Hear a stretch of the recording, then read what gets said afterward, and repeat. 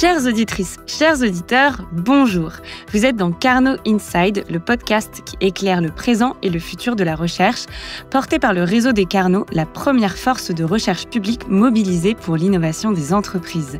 En quelques chiffres, le réseau des Carnots fédère 35 000 professionnels de la recherche au sein de 39 instituts labellisés par le ministère en charge de la recherche. Il représente 55% de la R&D financée par les entreprises à la recherche publique française et lance chaque année une centaine de startups technologiques, rien que ça. À travers ce podcast, nous mettons en lumière des parcours, des innovations et des recherches qui transforment notre société.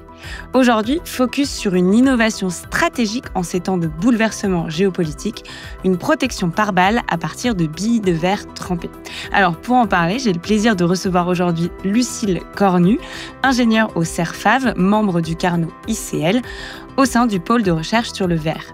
Lucille, bonjour et félicitations d'abord parce que vous êtes lauréate du prix Carnot de la recherche partenariale Jeune chercheuse. Bonjour, merci. Alors, on va peut-être commencer par le cœur du projet, c'est-à-dire l'utilisation du verre trempé dans des gilets pare-balles, comme je l'ai rapidement dit. Ça peut paraître une idée assez surprenante, voire un peu farfelue. Alors, comment ça fonctionne et à qui est-ce que c'est destiné ? Alors oui, le verre, on le connaît surtout dans la vie de tous les jours, donc les bouteilles, les verres à boire, etc. Mais en fait, en fonction de sa composition et de la façon dont on va le mettre en forme, il peut trouver des applications dans un tas de domaines très variés. Et ici, en fait, on va utiliser l'application du fait de tremper le verre. C'est un procédé qu'on utilise par exemple pour les verres de cantine Duralex, qui sont très résistants au choc, en fait. Et du coup, on transpose un peu ce procédé, mais à des petites billes qu'on va faire en verre pour les intégrer dans des protections par balles, que ce soit pour des gilets ou des plaques de protection pour des véhicules, par exemple. Et du coup, est-ce que c'est aujourd'hui utilisé sur le terrain concrètement ? Est-ce qu'il y a des journalistes, des humanitaires qui s'en servent aujourd'hui ? Alors, nous, on a accompagné la société Pangolin Défense, donc qui développe cette innovation, surtout dans toute la partie développement. Donc, réfléchir à comment on pouvait produire ces petites billes et essayer d'obtenir quelque chose de plus normé et qui répond à un cahier des charges très strict, en fait, surtout dans ce domaine qui est à la protection par balle. Donc, on est surtout en phase de développement et d'accompagnement pour l'instant. Mais à terme, ça pourrait être utilisé pour les gilets et les protections. Et en fait, le gain de cette innovation, c'est qu'on va gagner en légèreté. Les protections sont beaucoup plus légères et beaucoup plus flexibles. Donc, en fait, sur le terrain, ça peut être qu'un avantage à être utilisé puisque on peut se mouvoir de manière plus simple, plus rapide. Et donc, dans les situations de conflit, c'est toujours un avantage. Et vous avez justement parlé de la société Pangolin Défense. Vous avez mené ce projet en collaboration avec elle. Comment est-ce que cette collaboration s'est mise en place ? Comment est-ce qu'elle est née ? Alors, en fait, c'est les créateurs de la société, en sortie d'école, ont voulu intégrer le verre dans leur innovation. Mais ils connaissaient pas trop le matériau et comment le mettre en œuvre. Et du coup, ils nous ont repérés. Dès le début de leur recherche d'innovation, ils se sont tournés vers le CERFAV, qui est membre du Carnot ICL. Et en tant qu'experts du verre, on a pu les accompagner dans leur développement. Donc, dès 2019, ils sont venus nous voir pour qu'on puisse les conseiller et leur faire une preuve de concept et leur dire que leur idée était valable et allait dans le bon sens de l'innovation. Donc, on a pu faire ces premières étapes-là. Et ensuite, dès 2020, ils ont créé officiellement leur entreprise et ils ont pu s'installer dans leurs locaux dans le Grand Est aussi. Nous aussi, on est situé dans le Grand Est. Ils sont revenus vers nous pour qu'on puisse cette fois les aider dans le développement d'une machine pour faire des prototypes de billes et les accompagner jusqu'à le transfert de cette machine chez eux et qu'ils puissent la prendre en main directement dans leurs locaux. C'est vraiment le suivi de la preuve de concept vraiment échantillon jusqu'au développement de la machine qui va permettre de produire plus de matériaux. Et justement, après 5 ans de travail en collaboration sur la R&D avec Pangolin Défense, Pangolin, du coup, cette société a pu ouvrir une filiale aux États-Unis. Est-ce que vous connaissez, vous, les prochaines étapes pour l'entreprise et puis aussi pour votre partenariat en matière de R&D ? Alors, nous, en ce qui concerne notre partenariat, on est toujours dans la phase d'accompagnement. En fait, on répond à leurs questions, on continue de les former, que ce soit dans la prise en main de cette machine ou du travail du verre. C'est toujours un travail qui continue un peu en fil conducteur. Ce qui est des prochaines étapes de l'entreprise, vous pouvez aller suivre sur leur réseau, ils communiquent pas mal sur LinkedIn.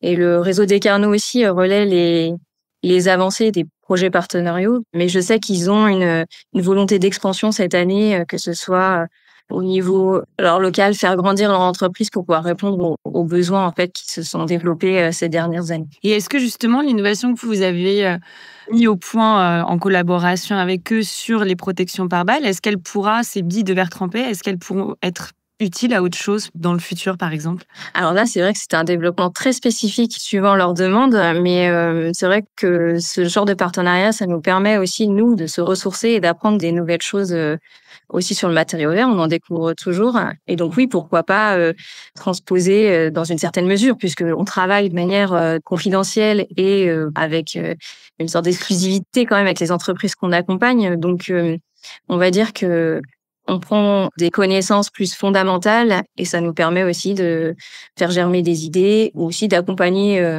toujours la même entreprise, mais sur des thématiques un peu parallèles, en fait. Ouais. Et vous avez mentionné tout à l'heure que du coup, le CERFAV, c'était membre du Carnot ICEL. Quel rôle a joué finalement le réseau des Carnots dans le développement de ce projet, à la fois dans la naissance du partenariat, mais aussi dans son développement jusqu'à aujourd'hui?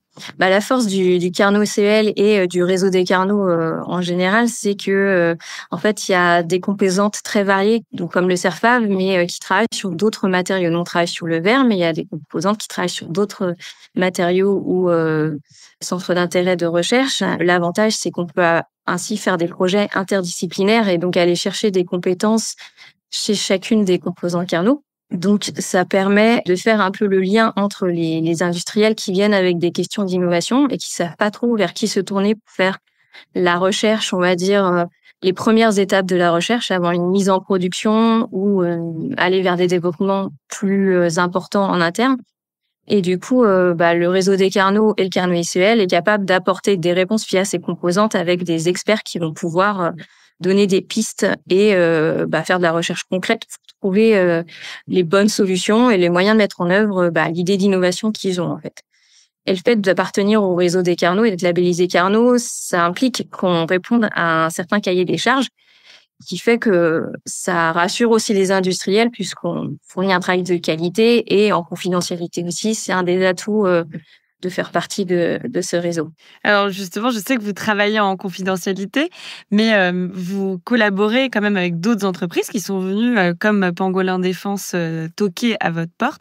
Est-ce que vous pouvez nous parler de vos autres projets en cours de recherche partenariale, comme ça, avec d'autres entreprises, sans trahir cette exigence de confidentialité, évidemment? Le verre, c'est un matériau très varié. En fait, en fonction de sa composition et de son procédé de mise en forme, on peut le voir dans différents domaines d'application. Et c'est pour ça qu'on a des entreprises d'un peu tout domaine confondu qui peuvent nous voir. Ça peut être des verriers, mais aussi des transformateurs verriers ou des entreprises qui travaillent avec le verre, mais c'est pas le matériau au cœur de leur technologie. On a aussi les utilisateurs et, par exemple, les fournisseurs de matières premières qui vont s'adresser aux verriers.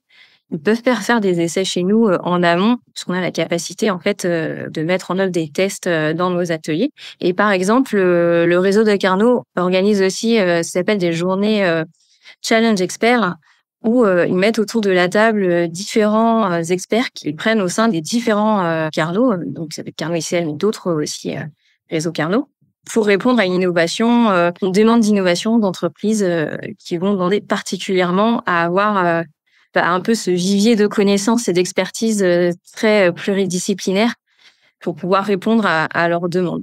Et ça peut ensuite se traduire en projet de recherche vraiment concret où on va les accompagner avec des protocoles de test sur des thématiques qui peuvent aller de la santé, dans l'énergie, l'intelligence artificielle. Il y a un peu toutes les thématiques qui peuvent être abordées. Et aujourd'hui, vous, du coup, vous travaillez sur quelle thématique après la défense et plutôt ces enjeux de protection ou de géopolitique? Est-ce que vous travaillez sur la santé, etc.? Vous pouvez le dire ou peut-être pas? L'avantage du verre, c'est qu'on le retrouve sur tout un tas de domaines et du coup, en fait, on va pouvoir travailler dans les domaines très ancrés dans le temps et dans notre époque. Donc, par exemple, comme la production d'énergie, toutes les préoccupations environnementales, donc tout ce qui va être recyclage, réemployabilité du verre, ces cycles-là de vie du verre, mais aussi toute la production. Donc, essayer de trouver des façons de valoriser des déchets ou des nouvelles sources de matières premières, mais aussi comment on va produire l'énergie pour alimenter les fours verriers. On sait que pour faire du verre, il faut monter à haute température. Donc, quels sont les moyens pour réussir à essayer de diminuer les consommations ou trouver des solutions alternatives? Au final, on travaille sur des sujets assez variés. Et à chaque fois, ces recherches, vous les faites en partenariat avec une entreprise? Oui, on a des thématiques plus fondamentales en interne, mais ces sujets-là sont apportés par des industriels qui viennent nous chercher alors via le réseau des Carnot ou le Carnot ICEL. C'est leur porte d'entrée et ensuite, s'ils sont redirigés vers nous en tant qu'experts verts, on va pouvoir les accompagner directement sur leurs problématiques, en fait. Super intéressant. Merci beaucoup, Lucile, pour cet échange hyper inspirant. Ça montre que grâce à des projets comme le vôtre, la recherche continue de proposer des solutions concrètes, alors aux défis géopolitiques, comme on a pu le voir, mais aussi aux défis en termes de santé, d'énergie, d'environnement. Donc, ça donne très envie de s'y plonger, en tout cas. Merci beaucoup et à très bientôt pour un nouvel épisode de Carnot Inside.